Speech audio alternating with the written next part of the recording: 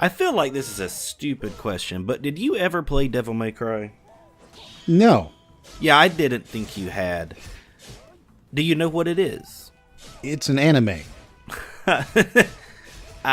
You could say that to an extent, it is, but also the video game itself, per genre, I would call it a hack and slash.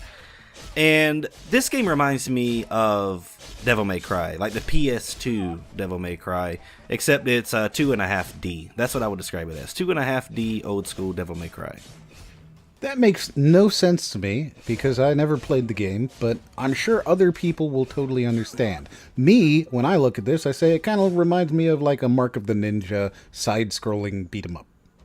It certainly could be described like that as well. It is a side-scroller. It is more of a hack and slash than a beat-em-up, but you could call it a beat-em-up. I don't see why not. Hey guys, this is Brax. And this is Moriarty. And today we are looking at Hidden Dragon Legend, which, as Moriarty already pointed out, is a side-scroller. And that surprised me at first because this game it highly encourages you to play with a controller. So I broke out the DualShock for this one, and I was trying to walk up and down, and I couldn't. And I said, oh, this is a side-scroller. So I was a little surprised by that because the way that the cinematics work and everything, it's a lot more free-moving, and it looks like you would have a lot more movement than you do, but basically it is about running left or right through a level until you encounter enemies, and then you enter into a fight with them. And of course the enemies have different variations, like some are more defensive, some are flying, some don't fly, some have swords, and some are just absolutely more difficult than others and can be quite rage-inducing. Now, when you say you wander around looking for encounters, the thing that I think of is Final Fantasy.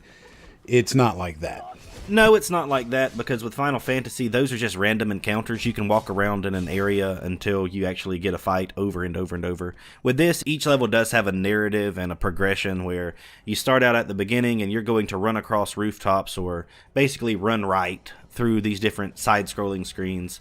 And then you'll trigger this thing where the enemies come in, and then you'll fight them, and then you'll get a nice little cinematic again of your character basically, putting the final blow on them, and then it's time to run right again until you encounter another batch of enemies. That's the typical experience in a level that you could expect, or a chapter as they call them. With this, though, do you find that you get stronger? Do you increase your character? Is there something like that, or is it just run right and be the NASCAR of video games? Well, in NASCAR, you turn left. In this, you go right. So it's a little different. But you do improve. You unlock different combos, so you can improve your character's ability to do super cool attacks and more powerful attacks. You also unlock new weapons, which is very important, of course, for a game that is all about fighting and martial arts. And aside from that, you can unlock new skills. And I guess I should talk about that briefly as well. You will, in these fights, have combos, and the faster you can do these combos and keep your chain up, the more you will build up, basically like energy is what I would call it. In other games you might know it as ki, something like that. And that will allow you to then use the right trigger and a button on your pad to do special skills.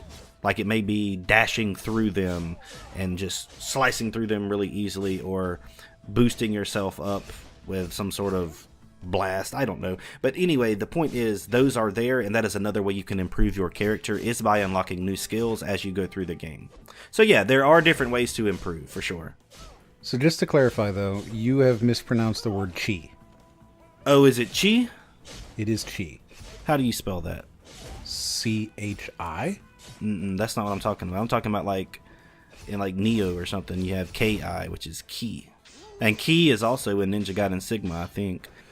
That's the game I'm thinking of. Okay, so this game reminds me of Ninja Gaiden. Okay, I could see that a little bit as well. Ninja Gaiden is more like free-running, less side-scrolling, but yeah, I could see you making that comparison, absolutely. So that's where the Mark of the Ninja comes in, because it's very reminiscent in its art style of Ninja Gaiden. So it's kind of, to me now, it's a mix of Ninja Gaiden and Mark of the Ninja. And I guess that means it's Devil May Cry, or whatever, which, okay. This game looks really interesting in the art style, but is it fun? The art style is interesting. The only thing that does disappoint me about this game, it was made in Unreal Engine, so it's not like totally surprising, but it really does feel like those games that we've mentioned, but PlayStation 2 era. With that being said, the art style is really cool, though. I think that the cutscenes are all right, except for like some frame drop issues, things of that nature. Is the game fun, though? I will go ahead and say yes. I think the game is fun because of the combos. But then again, if you aren't a fan of hack and slash games, then this isn't for you. It's a prototypical hack and slash game. I mean, absolutely 100%. I'm sort of a fan of those. I'm not the biggest fan, but like I love Ninja Gaiden, and Ninja Gaiden Sigma is one of my favorite games of all time. And with that being reminiscent of this, for me, I had fun. But, you know, do you like hack and slash games? Because if you don't, then I doubt you'll have a lot of fun with it, to be honest. That's fair enough. Now, you said cutscenes. I have a sneaking suspicion this is going to have, because you said it's Unreal, that this is going to have unskippable cutscenes. Yeah, I don't think you can skip them. I went into the pause menu during them, and I don't think I was able to skip them. But the good news is, the story was interesting enough that I didn't necessarily want to. I think the story is, I mean, while it's like not anything special, it's kind of your typical story of, you know, awesome ninja or awesome samurai good guy goes against organization of lots of bad guy ninjas, and that's the story, and you'll fight bosses and things of that nature. So it isn't like, oh my god, I've never really seen this before. It's kind of tropey, you know, it's not something you would be surprised to see, but it's not like I wanted to skip through cutscenes either, because I did want to keep up with what was happening. Well, speaking of the story, as soon as you said that, I immediately thought of all of those 1980s ninja movies where you have like the white guy who becomes a samurai and is instantly the best samurai of all time. Yeah, that's kind of how this guy is too. He's like super OP and just he's total badass, and he just runs through and something bad happened and this organization is responsible for it. So without any spoilers, he goes after the organization and he meets, you know, lots of different and more powerful bad guy characters along the way. Now, to do something that you were very fond of, I will say that I do have some problems with the voice acting in this game. Not necessarily the voice actors themselves, because the entire game is in Chinese, so I'm reading subtitles anyway. So I'm assuming that their voices are fine. But the quality itself of the voice acting or the voiceovers, like, sometimes it felt like really loud. Like the main character, his stuff sounds okay, but some of the villains, it felt like they had recorded them on a significantly cheaper equipment or something. Like, I can't explain it. Like, the main character's lines sound great, and then other characters don't, and I found that to be really weird. Again, I can't understand them, they're speaking Japanese, but in terms of quality, I could still tell, like, this sounds like it was recorded on a much cheaper microphone than the main character's was.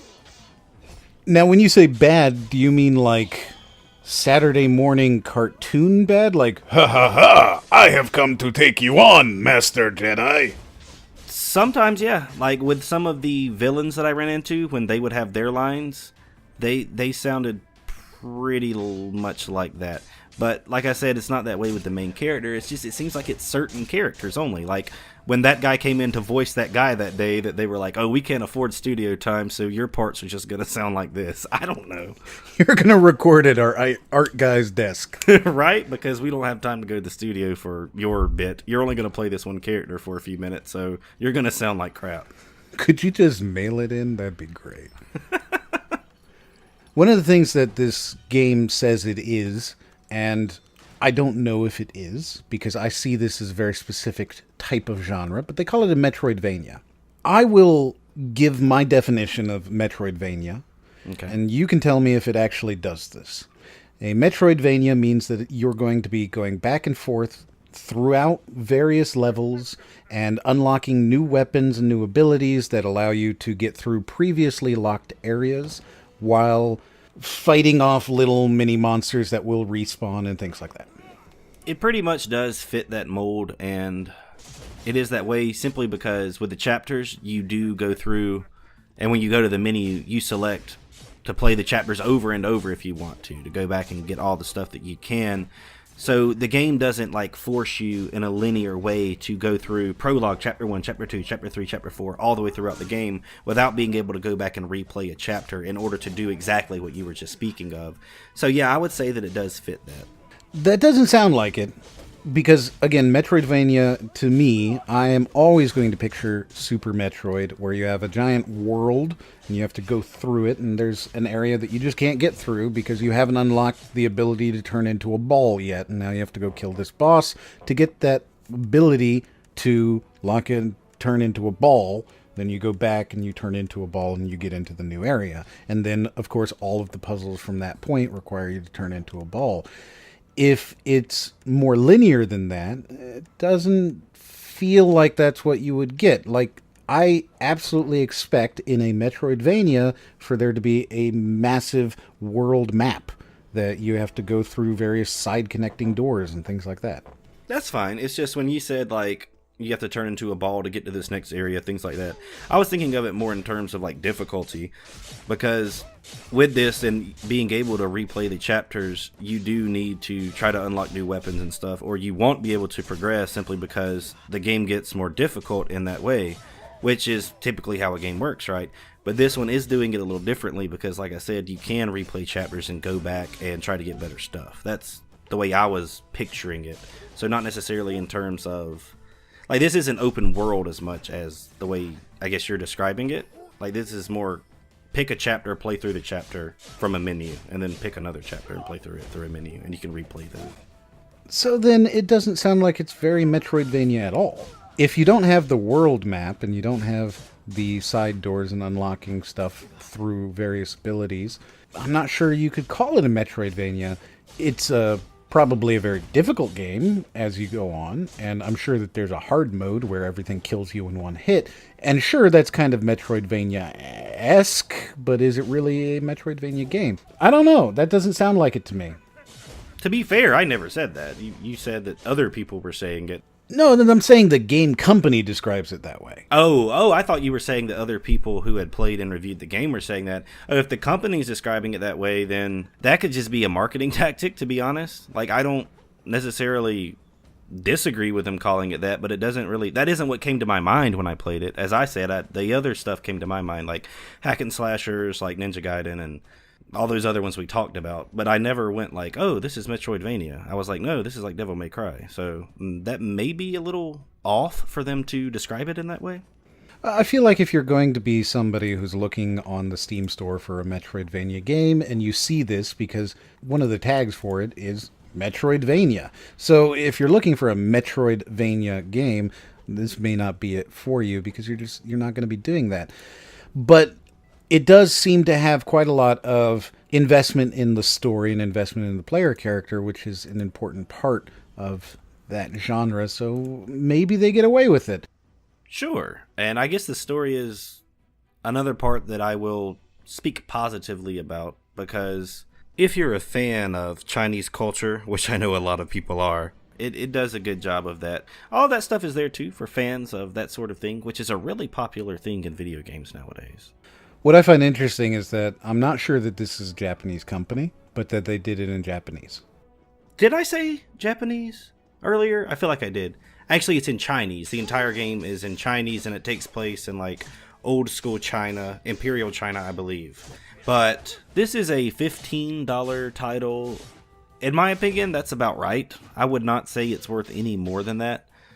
But based upon what I've seen with the ability to upgrade your character via weapon skills and things of that nature, and a bearable story, a story that I'm not going to say that I'm totally invested in, but like I said, people will certainly get into it, I think, and the combat works well enough to keep it from being repetitive, because all of the characters that you face do change over time.